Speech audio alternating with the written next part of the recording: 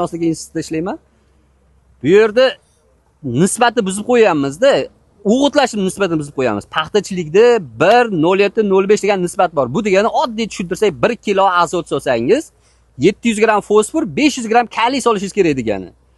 Nisbatni buzib qo'ysangiz ko'p o'g'it beradi. Masalan, 1 tonna azot berib, lekin shunga mos fosfor bermasangiz yo kaliy bermasangiz, u bergan azotingizning effekti bunaqa ko'p bo'lmaydi.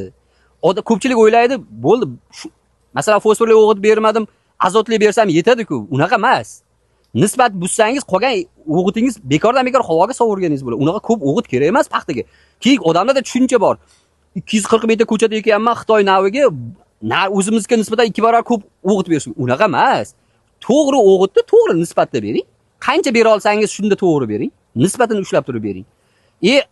Fosforli, kaliyli o'g'itlar bilasizlar, qiyin eriydigan o'g'itlar. Uni ekish paytida bermasangiz asosiy dozasini keyinchalik berish imkoni bo'lmadimi, uni suspenziya shaklida bering.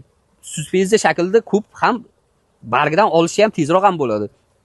Bugungi kunda albatta faqat makro element azot, fosfor, kaliyga o'tirib qolganmiz.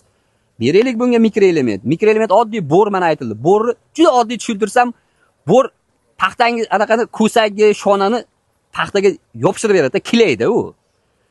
Mana stress bo'lganda, boshqa bo'lganda tashab yormasligi uchun ishlaydi sizga. Arzimagan pul turadi, aytilyapti. 250 gram, 250 gram 1 gektar yer uchun.